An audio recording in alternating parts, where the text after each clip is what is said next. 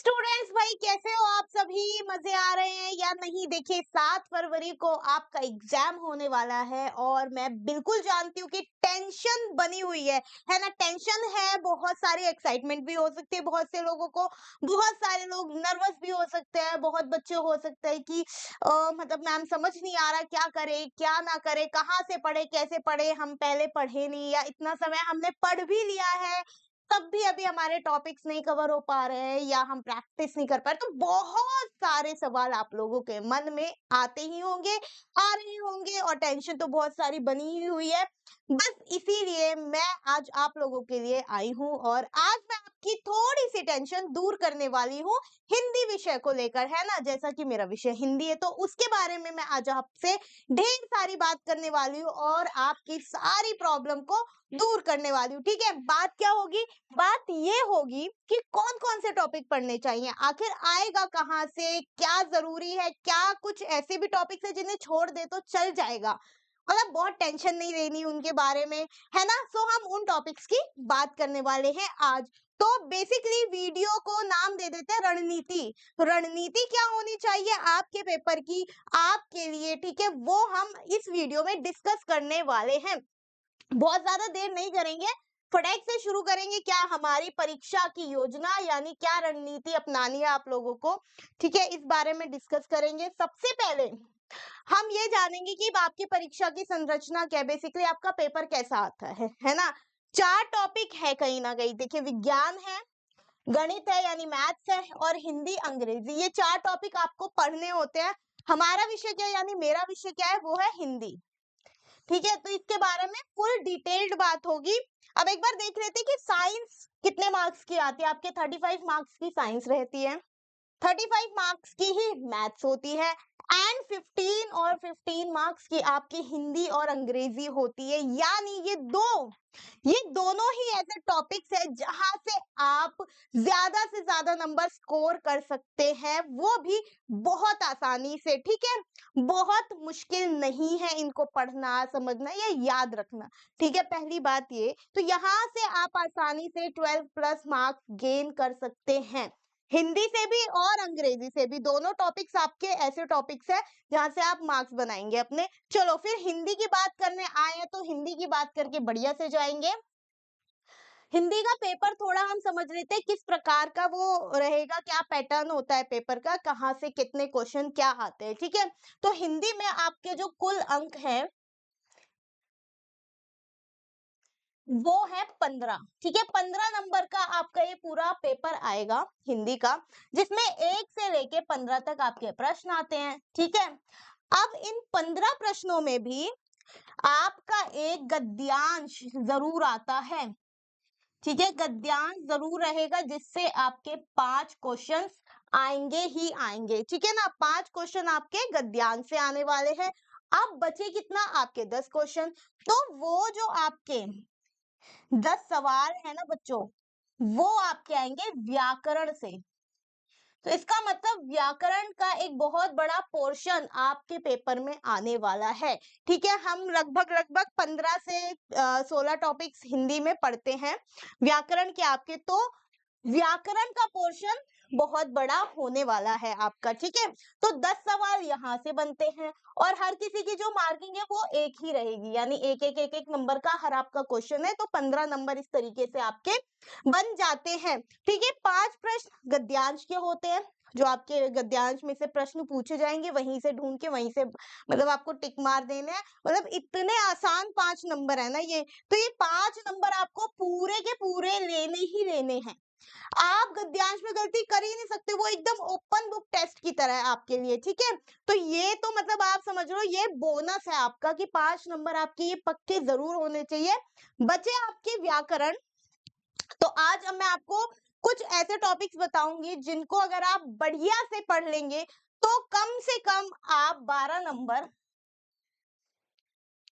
मतलब पूरे 12 नंबर आप 12 क्या पूरे के पूरे 10 नंबर, सॉरी 10 नंबर आप आसानी से ला सकते हैं। यानी टोटल आप 12 प्लस मार्क्स बहुत आसानी से अपने पेपर में लेके आ सकते हैं। अब वो क्या टॉपिक्स है वो जानने से पहले हम जानेंगे कि आपके सारे टॉपिक्स कौन-कौन से आपके पेपर में कितने-कितने टॉपिक्स आते हैं। देखिए, वर्ण विचार आता है, ठीक है? जिसमें हम पढ़ते हैं स्वर के बारे में, व्यंजन के बारे में, शब्द भेद आता है जिसमें आपका तत्सम, तद्भव, देशज, विदेशज ये शब्द रहते हैं।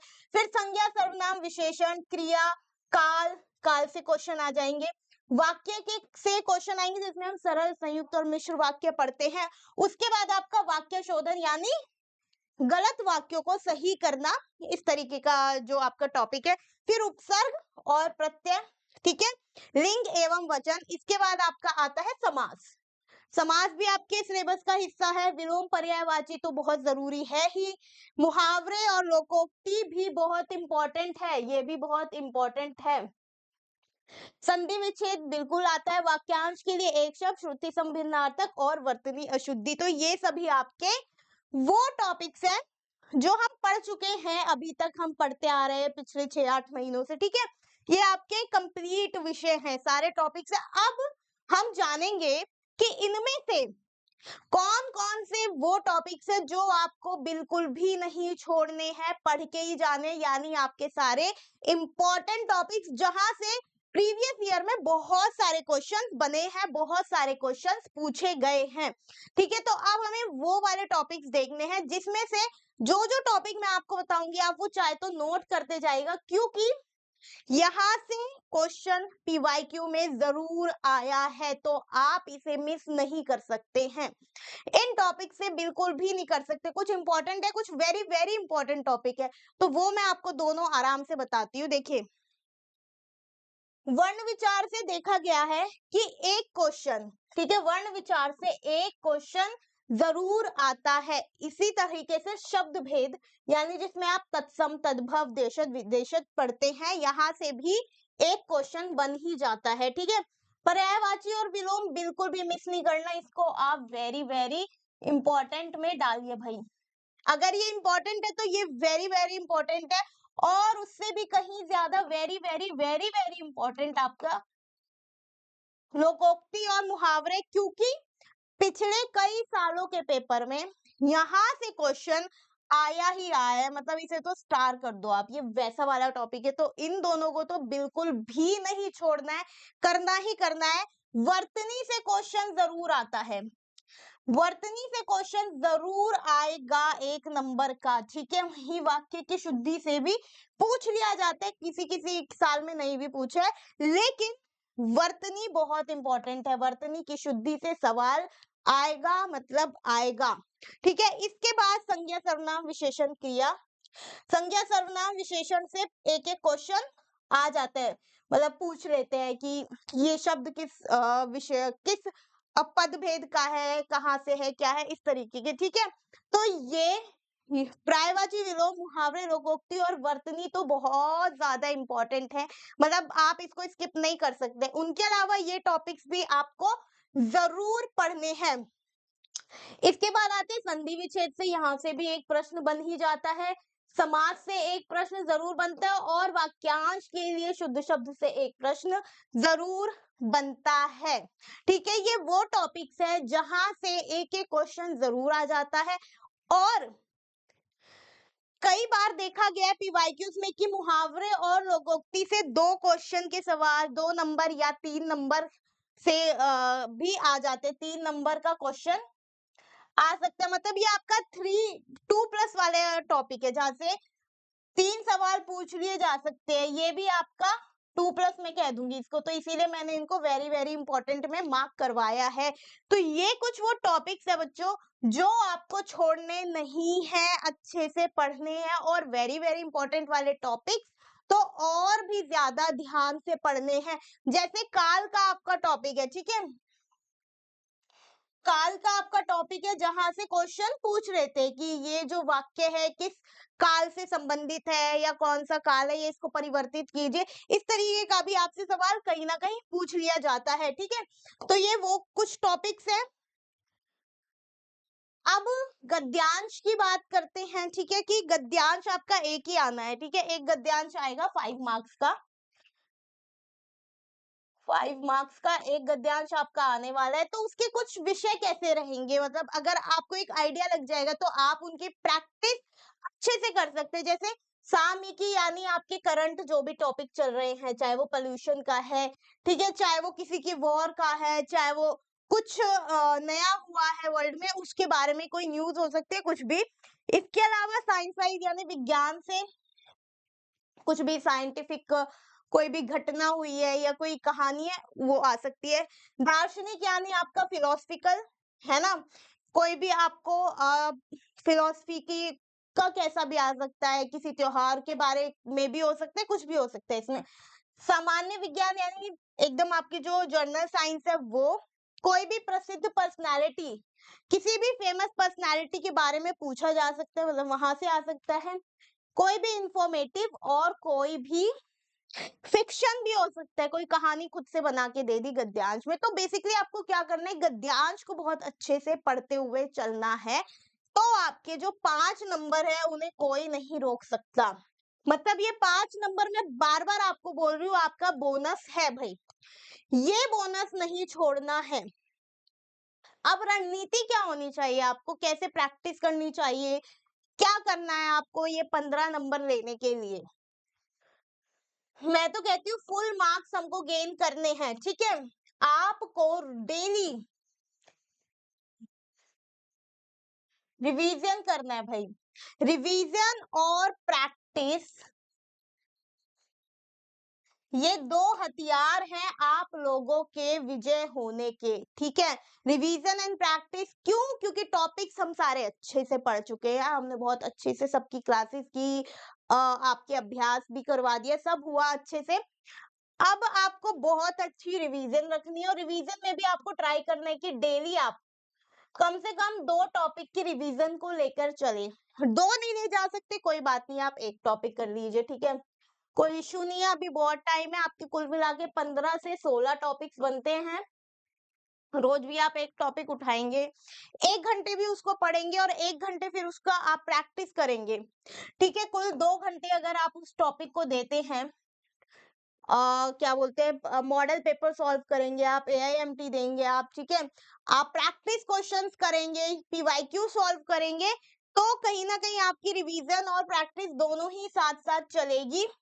ये ऐसे चलनी चाहिए, बिल्कुल पैरेलल, ये भी साथ में, ये भी साथ में, मतलब तब जाके आपकी जो गाड़ी है वो सही पटरी पर पहुंच पाएगी। सही पटरी यानी 7 फैब का आपका जो एग्जाम है वो बिल्कुल बेस्ट होगा, और उसके बाद जो आपका रिजल्ट आएगा ना, वो तो पूछिए मत कितना इनक्रेडिबल होने वाला है आप लोगों के लिए। सो गाइस, अगर आप ये 2 हथियार, मैं तो कह रही हूँ ये 2 हथियारों को आप ऐसे पकड़ लीजिए कि मुझे इसी से अपनी ये पूरी जो जंग है वो जीतनी है। रिवीजन आपको बहुत अच्छे से करनी है, और प्रैक्टिस जरूर करना है। क्वेश्चन चाहे आपका पीवाईक्यू है, चाहे वो मॉडल पेपर है, ठीक है, चाहे वो आपका गेस्ट पेपर है, ऐसा नहीं है कि क्वेश्चंस की कमी है आपके पास भर भर के सवाल हैं, ठीक है, आपको मिले हुए हैं, ठीक है। हर हर तरीके के, आजकल ऐसा नहीं है कि मुझे ये नहीं मिल रहा, वो नहीं मिल रहा, सब चीज के लिए सब कुछ है, इंटरनेट है, बहुत बड़ी दुनिया हो गई है अब, कुछ ऐसी तकलीफ की बात नहीं है। तो practice and revision, practice and revision, practice and revision, इस मंत्र को याद कर लो, यही आपको करना है, ठीक है। अब आइए कुछ क्वेश्चंस, मतलब 1-2 पीवाईक्यू है जो मैं लेके आई थी आपके लिए, ताकि बता सकूं कि कुछ इस तरीके का बच्चों देखो पेपर आता है। तो एक क्वेश्चन देखते हैं, शुद्ध वर्तनी वाला शब्द चुनिए। देखिए 2024 से ही मैं लेके आई हूँ ये क्वेश्चन को, 2024 में यानी लास्ट ही साल ये आया था, जो पिछला अभी पेपर हुआ। स्वच्छता, स्वच्छता, स्वच्छता या स्वच्छता, ठीक है। वर्तनी की अशुद्धि जरूर आता है, मोस्ट इंपॉर्टेंट टॉपिक में से एक है, मैंने बताया आपको। तो राइट वन क्या होना चाहिए, ए बी सी या डी, ऑफ कोर्स ए, है ना। किसी भी शब्द की सही वर्तनी यानी सही स्पेलिंग क्या है वो आपको पता होनी चाहिए। चलो नेक्स्ट, सुलभ का विलोम शब्द, देखिए विलोम से भी, विलोम हो गया, पर्याय हो गया आपका, वाक्यांश के लिए एक शब्द है, उससे भी आपका बहुत क्वेश्चंस आते हैं, ठीक है। सुलभ का विलोम शब्द है अलभ्य, अलभ, दुर्लभ और कुलभ। देखिए सुलभ उल्टा क्या होगा इसका? दुर्लभ, यानी ऑप्शन सी। तो इस तरीके के क्वेश्चन पेपर में पूछे जाते हैं। मोस्ट इंपॉर्टेंट टॉपिक मैं आपको बार बार बता चुकी हूँ, बार बार बोल रही हूँ, ठीक है। यहाँ से भी आपका क्वेश्चन बन ही जाते हैं। पर्याय, विलोम, मुहावरे, लोकोक्ति, वर्तनी, वर्ण और शब्द भेद, ये वो टॉपिक्स है जो आपको बिल्कुल भी नहीं छोड़ने हैं। क्वेश्चन हमने कर लिए हैं। मॉडल पेपर आप परचेज कर सकते हैं, ठीक है। हमारे वेदा नवोदया के मॉडल पेपर है जिनसे आप भर भर के डेली अपनी प्रैक्टिस कर सकते हैं, ठीक है बच्चों। प्रैक्टिस से ही इंसान जो है वो निखरता है, बनता है। तो प्रैक्टिस के लिए मॉडल पेपर्स है आपके पास, सब कुछ अवेलेबल है, मैं बार बार आपको कह रही हूँ, ठीक है। ऐसे ही प्रैक्टिस के लिए आपका AIMT होता है जो दोपहर को 2 बजे होना है। So guys, all the very best आपके एग्जाम के लिए, ठीक है। अच्छे से रिवीजन करनी है एंड प्रैक्टिस करनी है। टॉपिक्स आपको बता चुकी हूँ। चलिए टाटा, धन्यवाद, ऑल द वेरी बेस्ट।